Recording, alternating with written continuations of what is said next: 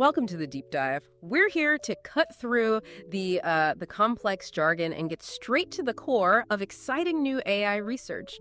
And today we're tackling something I think a lot of us have wrestled with, the whole black box problem in machine learning. You know, neural networks are incredibly powerful. We see that everywhere. But figuring out why a model did what it did, or, how sure it is about its prediction, that can feel like guesswork sometimes. So our mission today is to unpack a really fascinating new paper. It proposes, I think, quite an elegant solution. It's called the uGMM-NN, which stands for Univariate Gaussian Mixture Model Neural Network.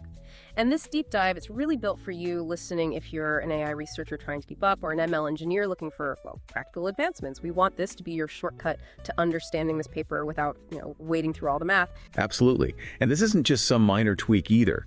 I think what's really significant here is how it aims to bridge a pretty critical gap. It's trying to combine that amazing hierarchical feature learning we get from deep learning with the kind of robust uncertainty handling we usually see in more traditional probabilistic models. It feels like a really foundational step towards AI that's not just powerful, but also more transparent, more trustworthy. Okay, perfect setup. So before we dive really deep, let's try and get that quick takeaway, the 1-minute version for someone just tuning in. What's the absolute core idea here? Right. The core idea of UGMM-NN is pretty radical, actually. Instead of each neuron in a network just spitting out a single number, it outputs a full probabilistic distribution. Specifically, it's a univariate Gaussian mixture model. A whole distribution per neuron. Okay. Exactly. So that means uncertainty and also the ability to represent multiple possibilities, what we call multimodality. It's baked right into the neuron itself, the fundamental unit. So instead of just giving one answer, the neuron effectively tells you how certain it is, and it can even represent, say, 2 or 3 different likely interpretations of its input. Okay, so it's not just yes, no, it's maybe or probably this, but possibly that. What's the biggest practical upshot of doing things that way? Well, the biggest one is probably interpretability. You get a much clearer window into how the network is making decisions because you can see how each neuron is kind of probabilistically dividing up its input space. And here's the kicker. Even with this extra probabilistic machinery, the paper shows it achieves really competitive performance.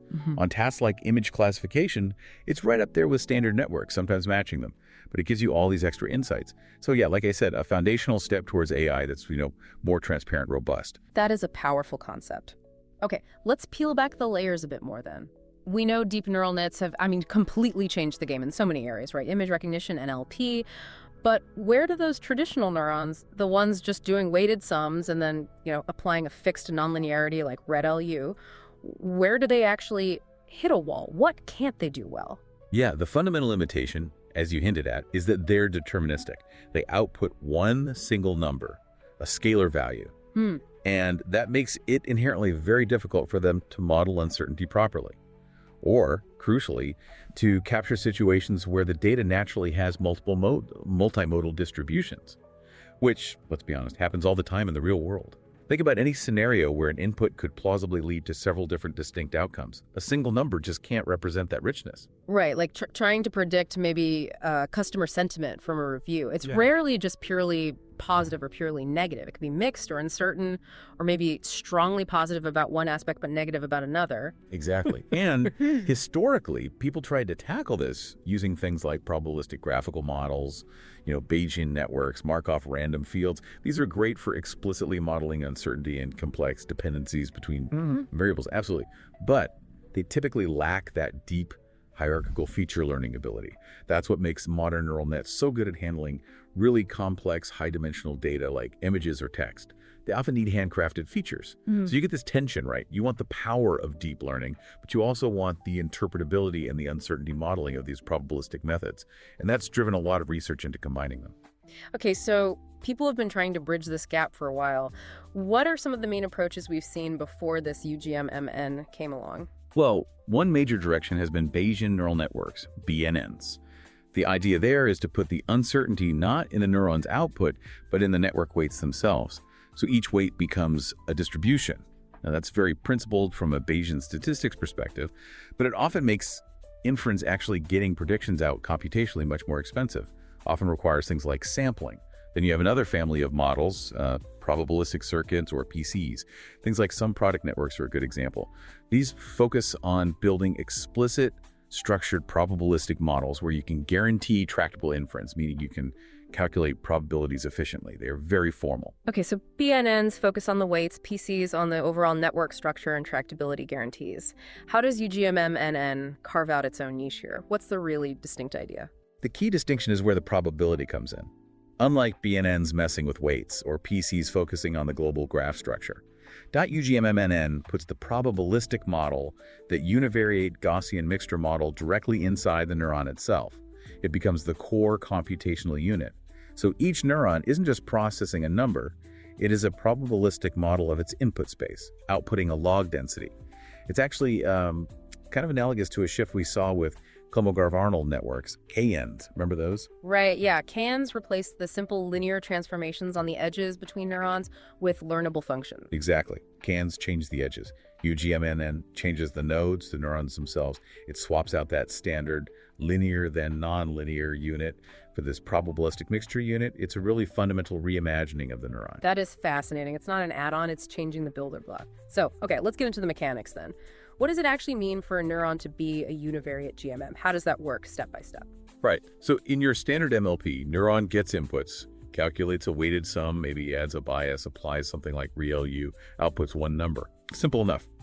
In a UGMM-NN, neuron J, let's say, takes its inputs. But instead of outputting a scalar, it defines this univariate Gaussian mixture over some latent variable, let's call it Y, and its output is the logarithm of the probability density function of this mixture. We write it as log PJ.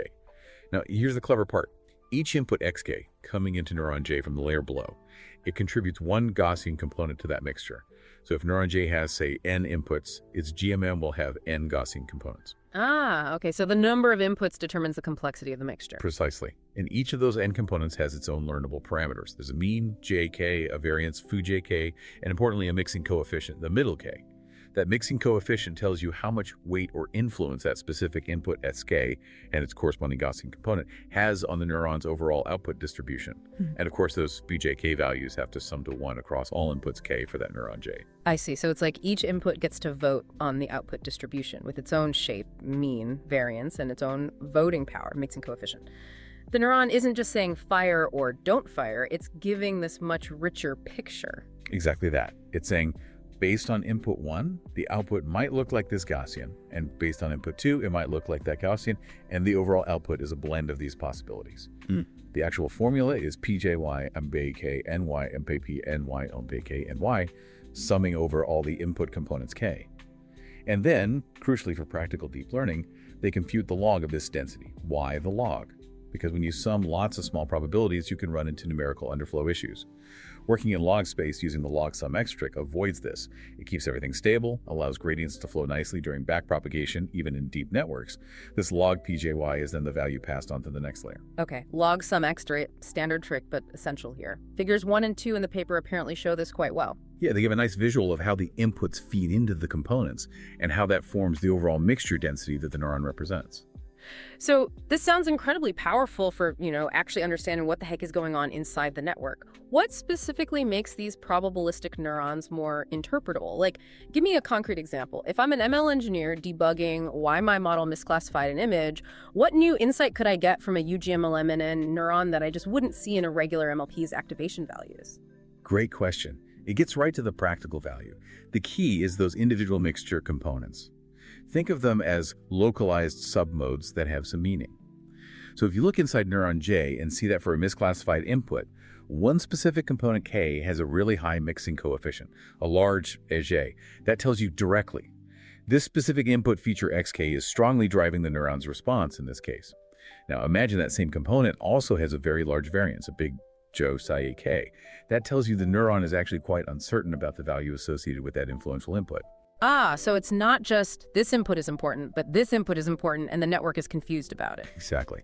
Or, going back to your debugging example, maybe you find a neuron in layer 3 that, for this misclassified image, consistently outputs a bimodal distribution. 2 humps in its GMM. One hump might align strongly with features of the correct class, but maybe with high variance, low confidence. The other hump might align with the incorrect class the model chose, maybe with lower variance, higher confidence in the wrong thing. That immediately tells you the neuron is seeing conflicting evidence or ambiguity related to features from both classes for this specific input. A standard neuron would just give you one ambiguous activation value, hiding this internal conflict. That's a huge difference. You're seeing the internal debate within the neuron, not just the final verdict. Precisely. The variance /JK quantifies confidence for each submode, and the mixing weights /JK show the influence of each preceding input. It gives you this probabilistic partitioning of the input space, which is something deterministic neurons just can't offer. Okay, really powerful for interpretability. But more parameters per neuron, right? Means variances mixing coefs for every input. Does this make the whole network architecture way more complex to set up and train? Is it a big headache for an engineer? That's a fair concern, and yeah, probabilistic models often come with that worry. But the authors were quite clever here. First, the network structure itself is standard feed-forward, just like an MLP. Layers connect to layers. And crucially, that design choice we mentioned earlier, where the number of mixture components in a neuron is simply set by the number of inputs it receives, the width of the previous layer, that avoids a potential combinatorial explosion. You don't have to manually decide, this neuron needs 5 components, that one needs 3. It's determined automatically by the layer structure. This keeps it scalable. Okay, so the architecture itself isn't wildly different to define. What about training? Training is surprisingly standard. You use your usual supervised loss functions, like cross-entropy if you're doing classification. You use backpropagation, automatic differentiation handles the gradients through the GMM parameters and the log sum XP. And you can use standard optimizers like Atom or SGD. The log sum X trick we talked about really helps maintain numerical stability during training. Makes sense. What about regularization? More parameters often means higher risk of overfitting. How do they handle something like dropout? Yeah, good point. They adapt dropout in a really neat, probabilistic way. Instead of just randomly zeroing out entire neurons, they apply a random Bernoulli mask independently to each mixture component within a neuron during training. Ah, so you might temporarily switch off the influence of one specific input on that neuron's mixture. Exactly. If a component K is dropped, its contribution to the log density calculation is effectively set to negative infinity, removing its influence for that training step. This forces the neuron to rely on other components, promoting robustness, but it does so while preserving the overall probabilistic nature of the unit. It's dropout tailored for GMM neurons. That sounds quite elegant, actually. Seems like they've put a lot of thought into making this practical. Compatible with standard toolchains, GPU acceleration. Yes, absolutely. They specifically mentioned that the core computations evaluating the GMMs, the log sum XPeer, are all implemented using vectorized operations in PyTorch. This means it can be efficiently parallelized on GPUs. And they report that despite the extra calculations per neuron, the overall training and inference speeds are comparable to standard MLPs of similar size. That's critical for real-world use. Very critical. Okay, practicality looks good, but let's talk theory for a second. Does this new probabilistic neuron architecture still have that foundational property of universal approximation that standard neural nets have? It does, and arguably in a more powerful way. So a single UGMM neuron, because it outputs the log density of a Gaussian mixture, can approximate any reasonably smooth univariate probability density function on a bounded interval to arbitrary accuracy, just by learning the right mixture parameters. Then when you stack these neurons into layers, the whole uGMM-NN network becomes capable of approximating complex multivariate probability distributions. And importantly for classification or regression tasks, this means it can just approximate any conditional probability distribution, PYX. Again, given enough capacity. So it's extending universal approximation from just functions FFX to full probability distributions, PYX. Precisely. It takes the theoretical power of MLPs and CANs and extends it into the probabilistic domain, directly representing uncertainty and multimodality. So you get the expressive power and the interpretable uncertainty. That is a significant theoretical upgrade. Okay, theory sounds solid, practice seems feasible. But the proof is in the pudding, right? What happened when they actually tested it against standard networks? Right, the experiments.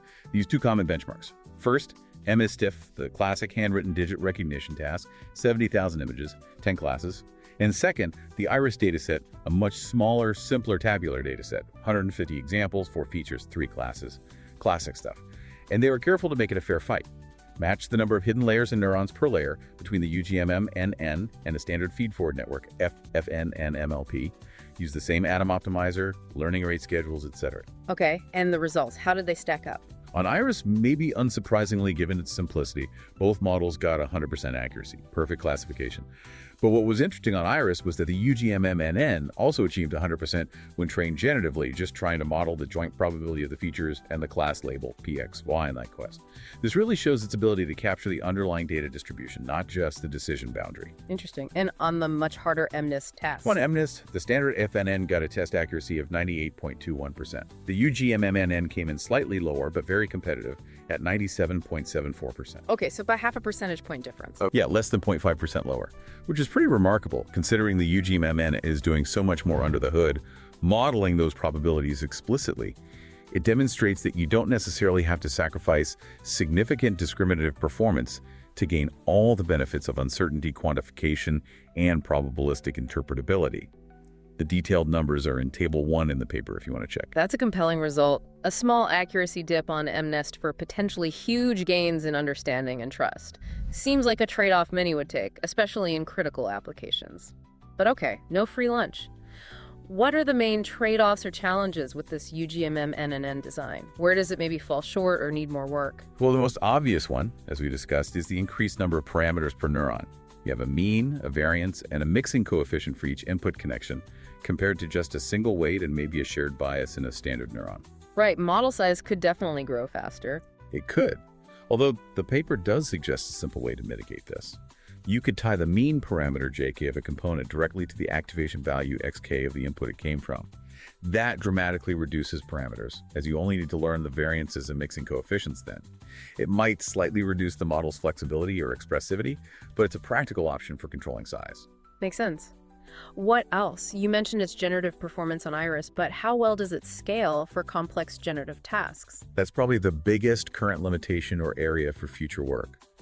While the probabilistic nature suggests it could be a powerful generative model, actually computing the most probable explanation, or MPE basically, finding the most likely input X that generated an output Y, or finding the most likely configuration of hidden states is not straightforward for a deep uGMM-NN right now. There isn't an efficient established algorithm like, say, the Viterbi algorithm you might use in hidden Markov models or some types of probabilistic circuits. Finding the exact MPE efficiently in these networks is an open research problem. So using it for complex image generation or structured prediction might be tricky currently. It might require approximations or further algorithmic development, yes. However, there's a flip side to this complexity. A major advantage the paper highlights is that uGMM-NN completely avoids the need for complex Bayesian structure learning. Ah, right. Can you unpack that a bit? For listeners who haven't spent weeks wrestling with the structure learning algorithms, why is avoiding it such a big deal? Oh, it's a huge deal. Structure learning is the process of trying to figure out the optimal dependency graph, which variables should connect to which other variables in a probabilistic model, purely from data. It's often incredibly computationally expensive, sometimes intractable, especially for high-dimensional problems. It's a major bottleneck in applying many graphical models. With uGMM-NN, you just define the network architecture like you would an MLP, how many layers, how many neurons per layer. That is the structure. There's no separate complex search for dependencies. So it sidesteps that entire computational nightmare. Exactly. You define the layers, and it learns the parameters end-to-end using standard backpropagation. This makes it much easier to design, deploy, and scale, especially in new domains where you don't have strong prior knowledge about the dependency structure. That sounds like a massive practical advantage for adoption. So the focus right now is more on its strengths in interpretable discriminative tasks, while the full generative potential is still being explored. That seems fair, yes. The paper really shines in showing how to build uncertainty and interpretability into discriminative models in a scalable way. And connecting this back to the bigger picture, uGMM-NN really feels like a compelling new direction. It's about embedding that probabilistic thinking right into the core compute units of our deep learning models. It's aiming for networks that aren't just black boxes giving answers, but systems that can be transparent about their reasoning and their uncertainty, and do it efficiently. It really does open up a new design space, doesn't it? Thinking about activations not just as numbers, but as distributions. Capturing that multimodality that standard layers just smooth over, it feels like it could lead to fundamentally different kinds of models. I think so too. And the authors point towards some exciting next steps, like trying out these UGM neurons in other architectures. Imagine them in RNNs for sequence modeling or in transformers. How would that change things? Developing those efficient MPE algorithms we talked about would unlock more scalable generative uses, and of course just testing it on larger, more complex real-world data sets to really push its limits and see how well it generalizes. Lots to explore. It definitely feels like a strong candidate for bridging that gap we started with between the power of deep learning and the clarity of probabilistic models, building AI that's both smart and understandable. So, wrapping things up, what's the one thing that really stands out to you from this whole UGMNN concept? For me, it's that fundamental shift thinking of a neuron not just as a switch or a simple function, but as a mini probabilistic model in its own right. It feels like it paves the way for models that don't just give an answer, but can actually explain how confident they are, and maybe even why they might be uncertain. It's moving from just prediction to something closer to reasoned judgment. Yeah, I completely agree. And for me, the killer application is that interpretable uncertainty for high-stakes scenarios. Imagine that self-driving car again. It doesn't just say object detected. It says 80% probability it's a pedestrian based on shape, but low light conditions mean high variance on that estimate. 20% chance it's a shadow or debris, also with high variance. Recommendation, proceed with extreme caution, prepare to brake.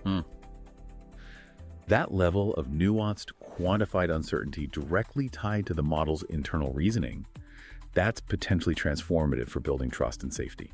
A truly powerful shift. Well, we put the links to the paper itself and the author's code in the show notes if you want to dive even deeper. And for us, maybe the final thought to leave you with is this.